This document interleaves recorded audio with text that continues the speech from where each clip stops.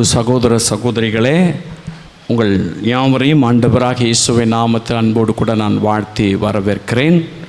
Social மீடியாவின் மூலமாய் பார்க்கிற தேவ பிள்ளைகளை நான் அன்போடு கூட இயேசுவின் நாமத்தில் நான் வரவேற்று, ஆண்டவர் நமக்கு கொடுத்த வார்த்தையை நாம் தியானித்து நாம் ஜெபிக்க போகிறோம். அந்த சங்கீதங்களின் புஸ்தகத்தில் 121வது சங்கீதம் 2வது வசனத்தை வாசிக்கலாம். அது எல்லாருக்கும் தெரிந்த ஒரு வசனம்தான். சங்கீதம் 121:2. வானத்தையும் பூமியும் உண்டாக்கின கர்த்தரிடத்திலிருந்து எனக்கு ஒத்தாசை வரும். ஆண்டவர் நமக்கு ஒரு பெரிய ப்ராமிஸ் பண்றார். இந்த வானத்தையும் பூமியும் உண்டாக்கின என்னிடத்திலிருந்து உங்களுக்கு ஒத்தாசை வரும் என்று சொல்லி, பிரியமான அன்பு சகோதரனே சகோதரியே, இந்த நாட்களிலே ஹெல்ப்லெஸ்ஸாக, உதவி அற்றவளாக ஒரு வேளை கடந்த நாட்கள் நீங்கள் கழித்து போயிருக்கலாம், கடந்து வந்திருக்கலாம். உதவி இல்லாத சூழ்நிலையிலே நீங்கள் ஒரு வேளை தடுமாற்றத்தோடு கூட இருக்கலாம். இந்த நாட்களில் ஆகிலும் எப்படியாகிலும் யாராகிலும் எனக்கு உதவி செய்வார்களா, ஒருவேளை ஆவிக்குரிய காரியத்தில் வளர்வதற்கு எனக்கு உதவி செய்வாங்களா, எனக்காக ஜெபம் பண்ணுவாங்களா, எனக்காக இந்த காரியத்தை அவர்கள் சொல்லி கொடுப்பார்களா என்று ஒருவேளை நீங்கள் ஏங்கலாம். அல்லது ஒருவேளை ஆண்டவர் யார் மூலமாகிலும் என்னுடைய வாழ்வில் ஏதாகிலும் ஒரு உதவி செய்து என்னுடைய வாழ்க்கை தரத்தை உயர்த்த மாட்டாரா? பல நாட்களாய் கிடைக்க வேண்டிய காரியம் இந்த நபர்களால் தடைப்பட்டு நிற்கிறதே, யாராகிலும் பேசி அந்த காரியத்தில் எனக்கு ஒரு விடுதலை கிடைக்காதா? அல்லது பல நாட்களாய் இப்படிப்பட்ட கட்டுகளிலே நான் இருக்கிறேன், வியாதியிலே நான் இருக்கிறேன், இதிலிருந்து ஒரு விடுதலை தருவதற்கு யாராகிலும் எனக்கு உதவி செய்ய மாட்டார்களா என்ற ஏக்கத்தோடு உதவி அற்றவளாக ஒரு வேளை நாம் வாழ்ந்து கொண்டிருக்கலாம். நமக்காகத்தான் கர்த்தர் சொல்லுகிறார், வானத்தையும் பூமியும் உண்டாக்கின கர்த்தரிடத்திலிருந்து நமக்கு ஒத்தாசை வரும். ஹல்லேலூயா. எனக்கு அன்பான அன்பு சகோதரனே சகோதரியே, கர்த்தரிடத்திலிருந்து நமக்கு கிடைக்கிற முதல் உதவி, முதல் காரியம், அவர் உதவி செய்கிற தேவனாய் இருக்கிறார். நம்முடைய வாழ்விலே உதவி செய்ய யாருமே இல்லை என்று நீங்கள் நினைக்கலாம். உதவி அற்றவளாக ஒரு வேளை நீங்கள் அமர்ந்திருக்கலாம், கேட்டுக்கொண்டிருக்கலாம். உங்களுக்காகத்தான் கர்த்தர் பேசுகிறார். நான் உதவி செய்கிற தேவன். எனக்கு அன்பானவர்களே, நீங்கள் எபிரேயர் 2ஆம் அதிகாரத்தில் கடைசி வசனத்தில் வாசித்து பார்க்கும் பொழுது இந்த வேத பகுதி அப்படியாய் சொல்லுகிறது, அவர் நம்மை போல சோதிக்கப்பட்டபடினால் அவர் உதவி செய்வதற்கு வல்லவராயிருக்கிறார். நம்மை போல பாடுபட்டு, நம்மை போல அவர் என்ன செய்தாரா? அவர் தாமே சோதிக்கப்பட்டு பாடுபட்டதினாலே அவர் சோதிக்கப்படுகிறவர்களுக்கு உதவி செய்ய வல்லவராயிருக்கிறார். அவர் உதவி செய்கிற தேவன், ஒத்தாசை அனுப்புகிற தேவன். எனக்கு அன்பானவர்களே, உங்கள் வாழ்க்கையிலே ஒத்தாசையற்றவளாய் இருக்கிற இந்த நாட்களிலே கர்த்தர் உங்களுக்கு உதவி செய்வேன் சொல்றாரு. நான் உங்களுக்கு உதவி செய்கிற தேவனாய் இருக்கிறேன் அப்படின்னு சொல்றாரு. யார் சொல்றார்னா சாதாரணமானவர் அல்ல. அவரே சொல்றார், வானத்தையும் பூமியும் உண்டாக்கினவர், சர்வ வல்லமையுள்ள தேவன், அண்ட சராசரங்களை ஸ்தாபித்த தேவன். அவர் தான் சொல்றாரு, நான் உனக்கு ஹெல்ப் பண்றேன், நான் உனக்கு உதவி செய்கிறேன், நான் உனக்கு ஒத்தாசை செய்கிறேன் என்று சொல்லி ஒத்தாசை அற்றவளாய் இருக்கிற நம்மை பார்த்து நம்முடைய ஊழியங்களிலே, நம்முடைய பிஸ்னஸ்ல, நம்முடைய வேலையிலே, நம்முடைய குடும்ப வாழ்க்கையிலே, நம்முடைய ஆவிக்குரிய ஜீவியத்திலே உதவியற்றவளாய் இருக்கிற நம்மை பார்த்து தான் கர்த்தர் சொல்றாரு, நான் உங்களுக்கு ஹெல்ப் பண்றேன், நான் உங்களுக்கு உதவி செய்கிறேன், நான் உங்களுக்கு ஒத்தாசை அனுப்புகிறேன் அப்படின்னு சொல்லிட்டு ஆண்டவர் நம்மோடு கூட கூட சொல்லுகிறார். எனக்கு அன்பான அன்பு சகோதரனே சகோதரியே, நீங்கள் யோவான் எழுதின சுவிசேஷம் 5ஆம் அதிகாரத்தில் அங்கு வாசித்து பார்க்கும் பொழுது 7ஆம் வசனத்தை மாத்திரம் வாசிக்கலாம். இந்த வேத பகுதி இப்படியாய் சொல்லப்பட்டிருக்கிறது பாருங்க. இது பெதஸ்தா என்று சொல்லுகிற ஒரு குளம். இந்த பெதஸ்தா குளத்தில் ஒரு நபர் 38 வருஷமாய் படுத்து கிடக்கிறார். ஏன் படுத்து கிடக்கிறார் அப்படின்னு சொன்னாக்கா, அந்த குளத்தில் எப்பயாகிலும் ஒரு முறை தேவ தூதன் வந்து அந்த குளத்தை கலக்குவார். அப்படி கலக்கப்படும் பொழுது அந்த குளத்துக்குள்ள யார் முதல்ல இறங்குறாங்களோ அவங்க சுகமாயிடுவாங்க, அவங்க விடுதலை பெற்றுக்கொள்வாங்க, அவங்க அந்த இடத்துலேருந்து விடுதலையாகி அவங்க வெளியில போயிடுவாங்க. பாருங்க, அதற்காகத்தான் அந்த பெதஸ்தா மண்டபத்தில் ஏராளமான வியாதிஸ்தர்கள் படுத்து கிடக்கிறாங்க. அந்த வியாதிஸ்தர்கள் படுத்து கிடக்கிற இடத்துல 38 வருஷமாய் ஒருத்தன் படுத்து கிடக்கிறான். அவனால் எழும்பி நடக்க முடியாது, அவனால் தன்னால் தனக்கே எந்த காரியத்தை செய்து கொள்ள முடியாது. மற்றவர்கள் உதவி தேவைப்படுகிறது. மற்றவர்கள் உதவி இருந்தாதான் அவன் எந்த காரியத்தை செய்ய முடியும். அப்படிப்பட்ட ஒரு நபர் பெதஸ்தா என்று சொல்லுகிற குளத்தில் படுத்து கிடக்கிறார். அந்த மண்டபத்தில் படுத்து கிடக்கிறார், உதவியற்றவனாய் படுத்து கிடக்கிறார்.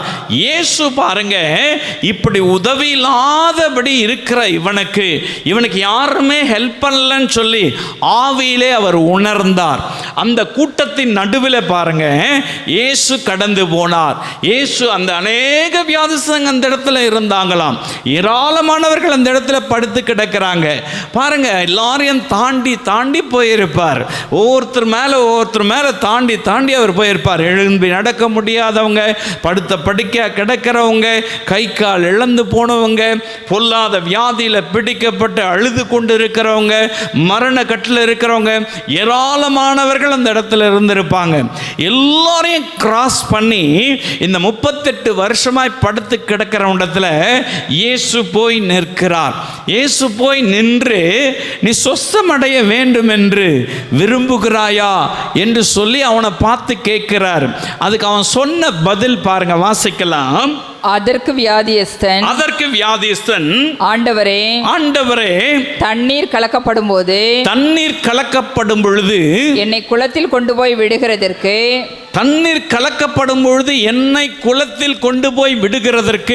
ஒருவரும் இல்லை.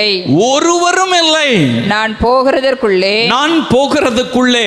வேறொருவன் எனக்கு முந்தி இறங்கி விடுகிறான். பாருங்க, இயேசு கேட்கிறாரு, நீ சுகமடைய விரும்புறியான்னு கேட்கிறாரு, சொஸ்தமாக விரும்புறியான்னு கேட்கிறாரு. அதுக்கு அவன் சொன்ன பதில் பாருங்க, என்னை குளத்துல கொண்டு போய் விடுவதற்கு ஒருவரும் இல்லை, யாருமே இல்லை, உதவி இல்லை. என்னை கொண்டு போய் அந்த இடத்துல குளம் கலக்கப்படும் பொழுது கொண்டு போய் விடுறதுக்கு எனக்கு ஒருவருமே இல்லை அப்படின்னு சொல்லிட்டு தன்னுடைய காரியத்தை மனப்பூர்வமாக சொல்கிறான். நான் ஹெல்ப் இல்லாமல் படுத்து கிடக்கிறேன், எந்த உதவியும் இல்லாமல் படுத்து கிடக்கிறேன், யாரும் எனக்கு உதவி செய்ய வரல, எங்கள் சொந்தக்காரங்க வரல, என் கூட பிறந்தவங்க வரல, என் மனைவியோ அல்லது என்னுடைய பிள்ளைகளோ என் கூட வரல, யாருமே எனக்கு ஹெல்ப் இல்லை, யாருமே குளம் கலக்கப்படும் பொழுது என்னை கொண்டு போய் விடுறதுக்கு இல்லை ஆண்டவரே அப்படின்னு சொல்லிட்டு உதவியற்றவனாய் கிடக்கிறான். உதவியற்ற காரியத்தை சொல்கிறான், எனக்கு உதவியே இல்லை ஆண்டவரே அப்படின்னு சொல்லி அவனை தான் இயேசு தேடி போனார். அவனுக்கு உதவி செய்வதற்காகத்தான் இயேசு தேடி போனார். அவனை பார்த்து தான் சொல்றாரு, உன் படுக்கை எடுத்துக்கொண்டு நட என்று சொல்லுகிறார். ஹல்லேலூயா. அவன் படுக்கை எடுத்துக்கொண்டு நடந்தான். உதவியற்ற அவனுக்கு, யாருமே கண்டுகொள்ளாத அவனை இயேசு தேடி போய் அவனுக்கு உதவி செய்கிறார். அவர் தான் ஒத்தாசை வரும் பர்வதம், அவர் தான் ஒத்தாசை அனுப்புகிற தேவன். உங்க வாழ்க்கையில கூட யாருமே உதவி செய்ய முன் வரல, எல்லாரும் என்னை கைவிட்டுட்டாங்க, ரொம்ப நாள் பிரச்சனையில் நான் இருக்கிறேன், எல்லாராலும் நான் தள்ளப்பட்டு இருக்கிறேன், நிந்திக்கப்பட்டிருக்கிறேன், எனக்கு வாழ்க்கை அவ்வளவுதான், முடிஞ்சு போச்சு, இங்கே தான் அப்படியே கிடக்க வேண்டியது தான், இதுக்கு மேலே எழும்பி வர முடியாது அப்படின்னு நினைக்கிறீங்களா? உங்களோடு கூட தான் ஆவியானவர் பேசுகிறார், உங்களோடு கூட தான் இயேசு பேசுகிறார். நான் உனக்கு உதவி செய்வேன், நான் உனக்கு உதவி செய்வேன், நான் உனக்கு ஒத்தாசை செய்வேன். நான் வானத்தையும் பூமியும் உண்டாக்கின தேவன், உன்னை உருவாக்கினவர் நான் தானே, நான் உனக்கு உதவி செய்வேன் சொல்றார். ஹல்லேலூயா. கர்த்தரிடத்திலிருந்து உங்களுக்கு உதவி வரப்போகிறது, அவர் உதவி செய்வார். ஹல்லேலூயா. இந்த பெதஸ்தா குளத்தில் படுத்து கிடக்கிறவனுக்கு உதவி செய்தவர். அவன்கிட்ட இயேசுகிட்ட போய் அப்படி ஒருத்தங்க படுத்து கிடக்கிறான், அவனுக்கு உதவி செய்யுங்க, அவனை போய் சுகமாக்குங்க, அவனுக்கு சுவிசேஷம் சொல்லுங்க அப்படின்னு சொல்லி இயேசுகிட்ட யாருமே சொல்லலை. அவராக வர்றாரு, அவராக தேடி வர்றாரு. நீங்கள் கூட ஒரு வேளை உதவி இல்லாமல் யார்கிட்ட சொல்ல முடியாமல் இருக்கீங்கல்ல. பல நேரங்களில் யார்கிட்ட போய் சொல்கிறது, யார் சொல்லி என்ன செய்ய போகிறாங்க, அவ்வளவுதான், முடியல அப்படின்னு நினைக்கிறீங்கல்ல. உதவியற்றவர்களாக இருக்கீங்கள, உங்களோட கூட தான் ஆவியானவர் பேசுகிறார்.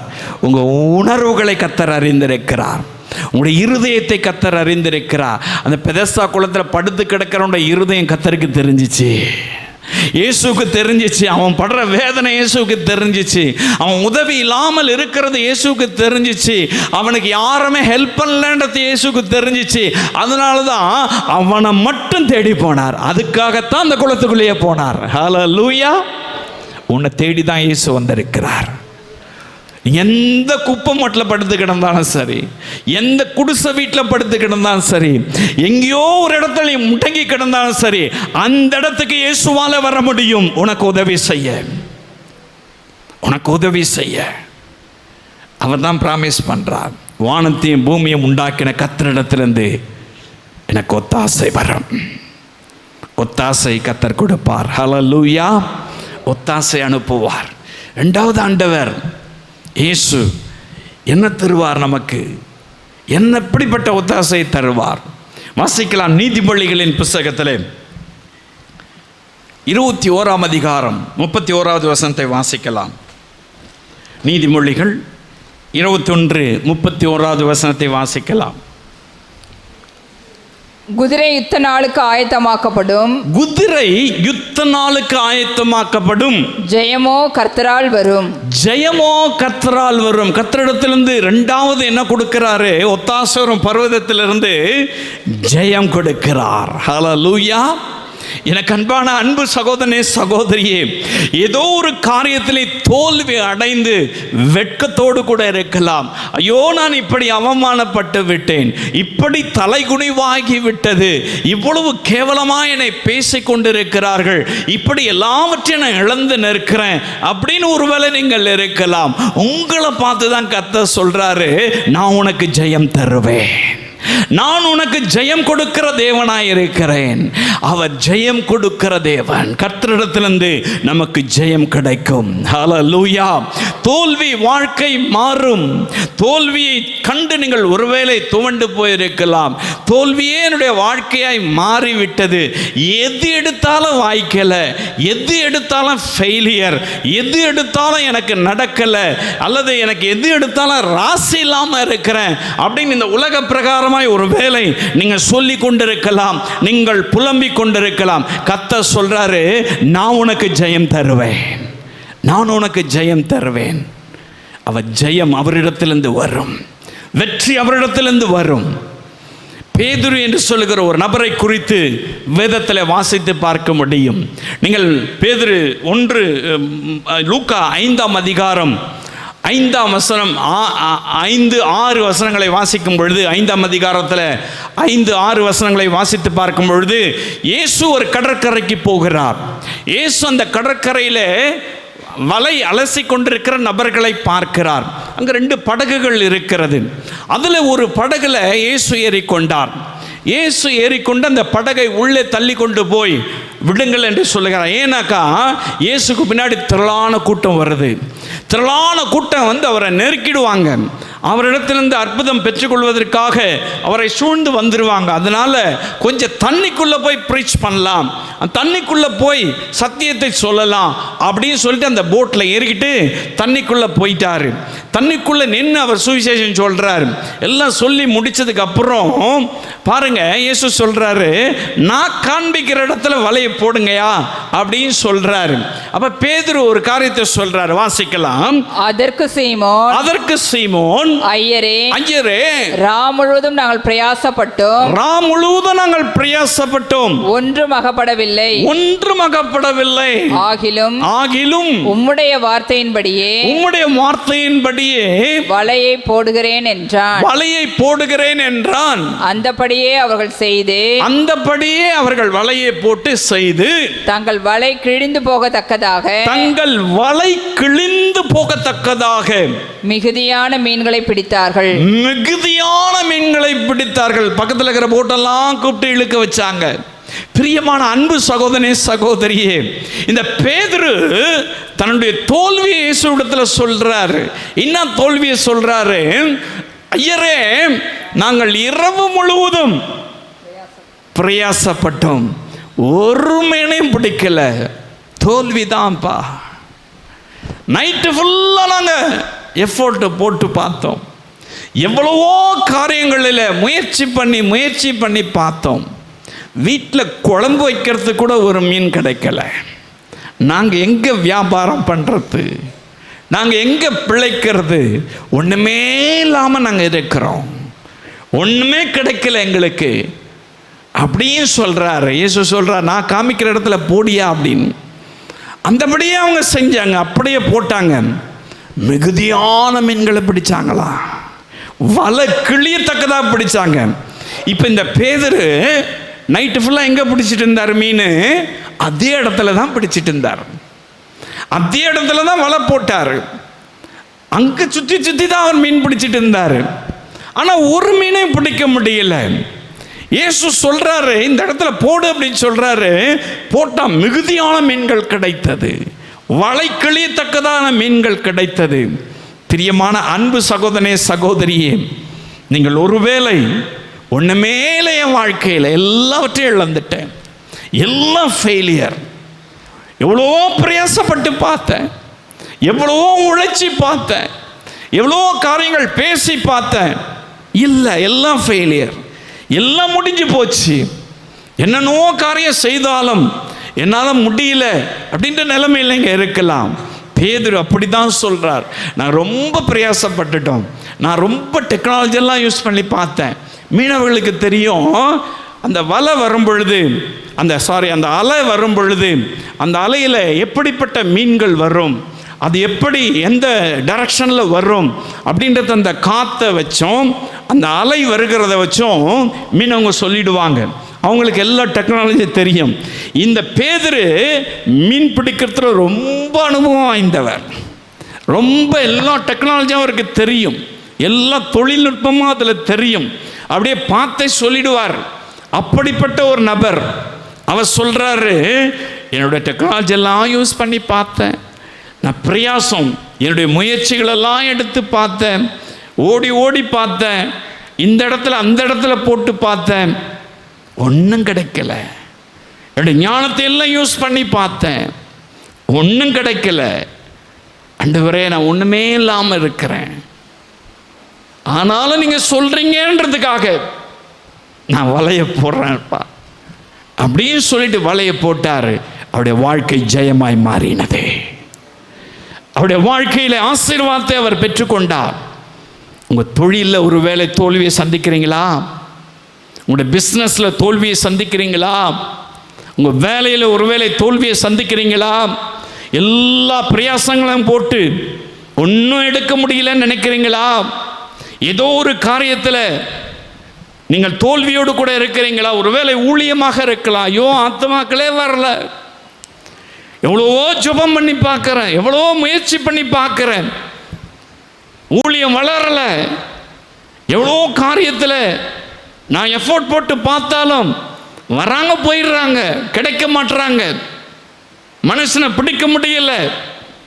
ஒருவேளை ஊழியக்காரங்க அப்படி நினைக்கலாம். ஒருவேளை நீங்கள் உங்களுடைய வேலையில் எல்லா பிரயாசத்தையும் பண்ணி, ஹெட்டில் இருக்கிறவங்க, தலையில் இருக்கிறவங்க உங்களை மட்டம் தட்டி வச்சுருக்காங்களா? உங்களுக்கு ப்ரமோஷன் கொடுக்க முடியாமல் இருக்கீங்களா? அல்லது உங்களுடைய வாழ்வில் உயர்வே இல்லாமல் எல்லாவற்றிலும் உங்களை ஒன்றுமே இல்லாமல் வச்சுருக்காங்களா? எவ்வளோ உழைச்சி பிரயோஜனம் இல்லை, உழைப்பை மட்டும்தான் எடுத்துக்கிறாங்க. எனக்கு ஒன்றும் கிடைக்கல, நைட் அண்ட் டே நான் உழைக்கிறேன், ஒரு பிரயோஜனமும் இல்லை, ஒன்றும் எனக்கு கிடைக்கல அப்படி நீங்கள் நினைக்கிறீங்களா? கர்த்தர் சொல்கிறார், நான் உனக்கு ஜெயம் தருவேன், நான் உனக்கு ஜெயம் தருவேன். அவர் ஜெயம் தருகிற தேவன், அவர் ஜெயம் கொடுப்பார்.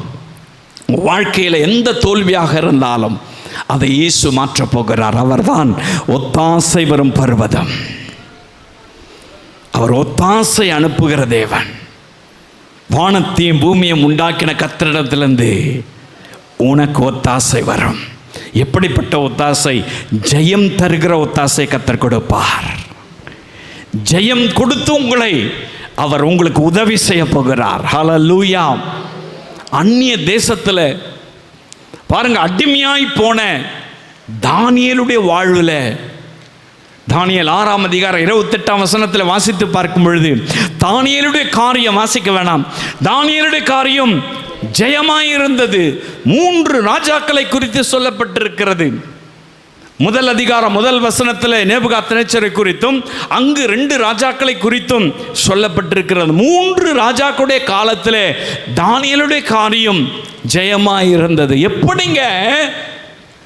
தானியேல் ஒரு அடிமை, இஸ் நாட் ஆஃபீஸர். அவன் ஒன்றும் பெரிய அதிகாரி கிடையாது, அவன் பெரிய ஒரு லெவலில் இருந்தவன் கிடையாது. அவன் கைதி, அவன் கைதியாய் கொண்டு போகப்பட்டவன், சிறை வாழ்க்கையில் இருக்கிறவன், அற்பமாய் எண்ணப்பட்டவன். அவனுடைய காரியத்தை ஜெயமாய் மாற்றினவர் யார் தெரியுமா? வானத்தையும் பூமியும் உண்டாக்கின தேவன். அவர் தான் உங்களை பார்த்து சொல்றாரு, உங்களுக்கு ஜெயம் வரும், கர்த்தரிடத்திலிருந்து ஜெயம் வரும்.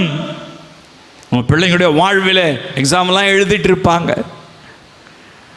என்னென்ன காரியத்தில் பிள்ளைகள் ஜெயம் எடுக்கணும்னு நினைக்கிறீங்களோ அது கர்த்தரிடத்திலிருந்து வரும், அது கர்த்தரிடத்திலிருந்து வரும். எனக்கு அன்பான அன்பு சகோதரனே சகோதரியே, அவரிடத்திலிருந்து நமக்கு வருகிற ஆசீர்வாதம் உதவி மட்டும் கிடையாது, ஜெயம் வரும். ஹல்லேலூயா. அவன் ஜெயம் கொடுக்கிற தேவன். ஹல்லேலூயா. 3வது ஒரு காரியத்தை நான் சொல்லி முடிக்க விரும்புகிறேன். அவரிடத்திலிருந்து நமக்கு என்ன கிடைக்கும்? எப்படிப்பட்ட உதவி? எப்படி என்ன கிடைக்கும்? வாசிக்கலாம். சங்கீதத்தில் 62ஆம் சங்கீதம் 5வது வசனத்தை வாசிக்கலாம். சங்கீதம் 62:5.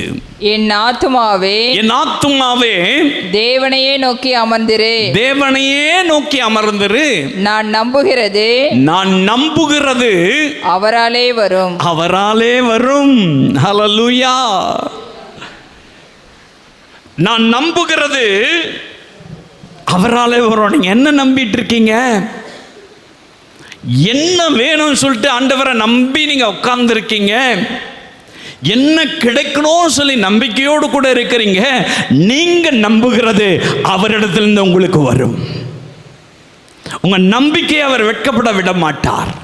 நீங்க என்ன நம்புறீங்களோ, இயேசு எனக்கு இதை தருவார், இயேசு என் ஜெபத்தை கேட்டு இதை செய்வார், இயேசு என் குடும்பத்தை இப்படி நடத்துவார், இயேசு என் தொழிலை இப்படி நடத்துவார், இயேசு எனக்கு சுகம் தருவார், இயேசு எனக்கு விடுதலை தருவார், இயேசு என்னை ரட்சிப்பார், இயேசு என் குடும்பத்துக்கு சேமத்தை கட்டளையிடுவார், இயேசு என் தேசத்தில் எழுப்புதலை கொண்டு வருவார். அந்த நம்பிக்கையை கர்த்தர் அவரிடத்திலிருந்து உங்களுக்கு கொண்டு வருவார்.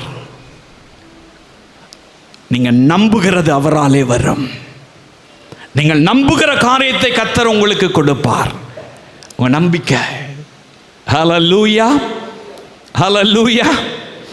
நீங்க நம்புகிற காரியத்தை நான் தரேன் சொல்லி கர்த்தர் சொல்றார். யார் சொல்றாரு?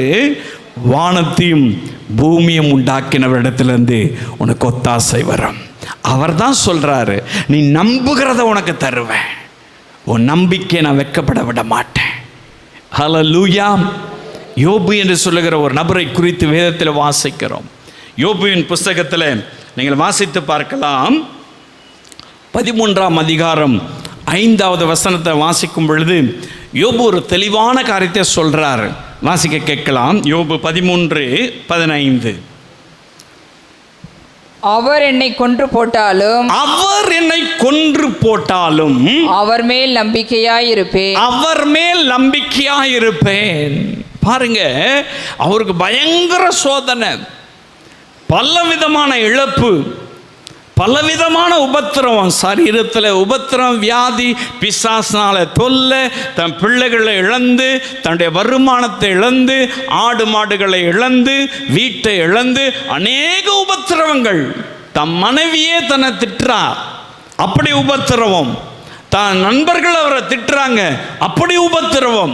எல்லாராலும் கைவிடப்பட்டிருக்கிறார். ஆனால் கர்த்தர் மேல் நம்பிக்கையா இருக்கிறார். ஹல்லேலூயா. அவர் சொல்றாரு, என்ன சொல்றாரு பாருங்க, நீரனை கொன்று போட்டாலும், கர்த்தரை பார்த்து சொல்றாரு, நீரனை கொன்று போட்டாலும் உன் மேல நான் நம்பிக்கையா இருப்பேன்.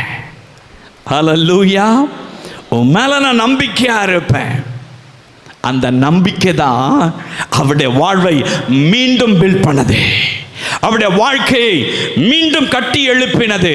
மீண்டும் அவர் இழந்ததை எல்லாம் இரட்டத்தனையாய் பெற்றுக்கொண்டார். மீண்டும் அவர் செழிப்பான ஒரு வாழ்க்கை வாழ்ந்தார். ஹல்லேலூயா.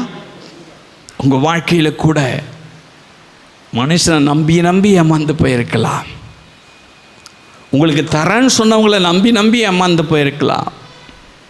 நான் இதை செய்கிறேன் அதை செய்கிறேன்னு சொல்லி ப்ராமிஸ் பண்ணவங்களை நம்பி நம்பி ஏமாந்து போயிருக்கலாம். யார்கிட்டையோ எதையோ கொடுத்துட்டு ஏமாந்து இருக்கலாம். அல்லது உங்கள் கை பிடிச்சவங்க, உங்கள் கூட இருக்கிறவங்க நம்பி நீங்கள் ஏமாந்து இருக்கலாம். ஏதோ ஒரு ஏமாற்றம். நீங்கள் கர்த்தர் மேலே நம்பிக்கையாக இருப்பீங்கன்னாக்கா, நீங்கள் நம்புகிறது அவராலே வரும். நீங்கள் நம்புகிறது அவராலே வரும். அது என்னவா இருந்தாலும் சரி, நீங்கள் நம்புகிற காரியத்தை அவர் கொடுக்கிறேன்னு சொல்றார். அது அவரிடத்திலிருந்து வரும். வானத்தையும் பூமியும் உண்டாக்கின தேவனிடத்திலிருந்து வரும். ஹல்லேலூயா. உங்க நம்பிக்கை என்ன? யார் மேல நம்பிக்கையா இருக்கீங்க? ஊழியக்காரர் மேல நம்பிக்கையா இருக்கீங்களா? ஊழியக்காரர் நம்புங்க, வேணான்னு சொல்லலை. ஆனால் அதுவே உங்களுக்கு வாழ்க்கையை அமைத்து கொடுக்காது, உங்களுக்கு ஆசீர்வாதத்தை கொண்டு வராது. கர்த்தரை நம்புங்க. உங்கள் நம்பிக்கை அவர் வீண் போக விட மாட்டார். நிச்சயமாகவே முடிவு உண்டு. உன் நம்பிக்கை வீண் போகாது. நீ நம்புகிற காரியத்தை நான் தரேன்னு சொன்னவர் உண்மையுள்ள தேவன்ல. நீ நம்புகிறது அவராலே வரும். எந்த காரியத்தில் நம்பிக்கையோடு உட்கார்ந்துருக்கீங்க? குழந்தை இல்லையா? விசுவாசிங்க, நம்பிக்கையோடு இருங்க, நம்பிக்கையோடு இருங்க. கர்த்தர் அதை வாய்க்க செய்வார். இயேசு ஊழியம் செய்த பொழுது பெரும்பாடு உள்ள ஒரு ஸ்திரீ இயேசுவிடத்தில் வர்றா. பாருங்க, அந்த நாட்களில் பெண்கள் 2000 வருஷத்துக்கு முன்னாடி சமுதாயத்தில் வரணும்னாக்கா அது ரொம்ப கடினம், வழியிலே வர முடியாது. இப்போ கூட நீங்கள் அரபு கண்ட்ரிலாம் போய் பார்த்தீங்கன்னாக்கா ஃபுல்லாக அவங்க அந்த ட்ரெஸ்ஸை போட்டுட்டு தான் இருப்பாங்க. இன்னும் சவுதியிலலாம் போனீங்கன்னாக்கா நம்ம நாட்டிலேருந்து வேலை போகிறவங்க கூட சரி, அவங்கள என்ன பண்ணிக்கணும், அந்த ட்ரெஸ் தான் போட்டுக்கணும். நம்மளை மாதிரி ட்ரெஸ்லாம் போட முடியாது.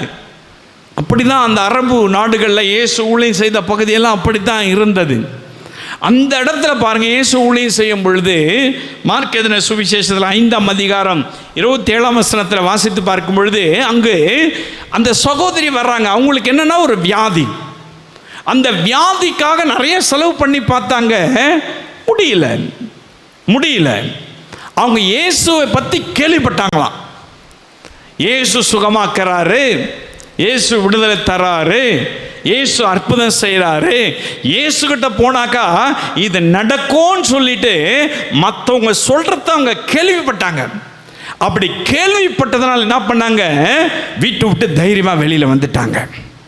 வெளியில் வந்தவங்க எங்கெல்லாம் ஓரமாக நின்றுந்தா கூட பரவாயில்ல. அப்படி நம்பிக்கை பாருங்க, இயேசுவின் வஸ்திரத்தை தொட்டாயில நான் சுகமாயினும். அதான் உங்களுடைய நம்பிக்கை. இயேசுவின் ட்ரெஸ்ஸை எங்கேயாலும் ஒரு மூலையில் தொட்டாயிலும் நான் சுகமாயினும். அந்த நம்பிக்கையோடு பாருங்க, ஆண்கள் எல்லாம் என்ன பண்ணியிருப்பாங்க அந்த நாட்களில், இப்பயே குடும்பப்படுத்துகிறாங்க. அதனால் என்ன பண்ணியிருப்பாங்க, இயேசு வந்தார்னாக்கா எவ்வளோ கூட்டம் வந்திருக்கும். அவர் தனியாக நடந்து போயிருப்பார். ஏராளமானவர்கள் வந்திருப்பாங்க, நெருக்கி தள்ளியிருப்பாங்க. பொம்பளைக்கு இங்கன்னா வேலைன்னு சொல்லி கேட்டிருப்பாங்க. நீ எங்கன்னா ஓரமாக நிற்க வேண்டியதானு சொல்லியிருப்பாங்க. நீ ஏன் வீட்டை விட்டு வெளியில் வந்த? அங்கெல்லாம் வெளியில் வர முடியாது. நீ எப்படி வீட்டை விட்டு வெளியே வந்த? தெருவுக்கு எப்படி வந்த? இந்த கேள்வியெல்லாம் கேட்டிருப்பாங்க. அதெல்லாம் அவங்க கவலைப்படவே இல்லை. அவருடைய நம்பிக்கை இயேசு மேலே இருந்தது. இயேசுவை தொட்டுட்டான சுகம் கிடைச்சிடும்.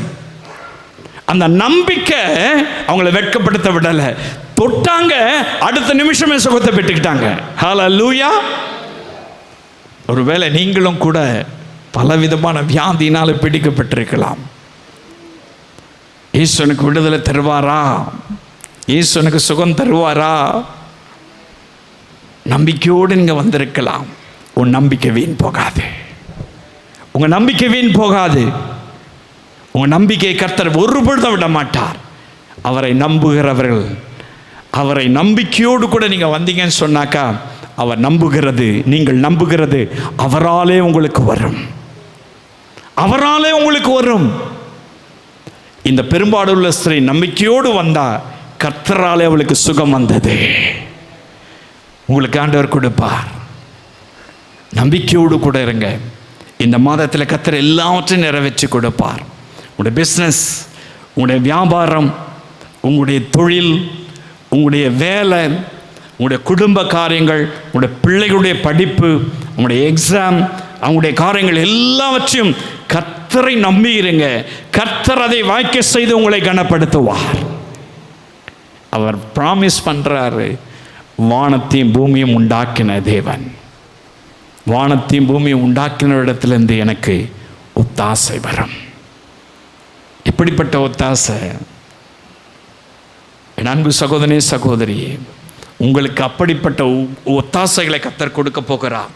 ஹல்லேலூயா. ஜெயம் என்ற ஒத்தாசையை கர்த்தர் தருவார்.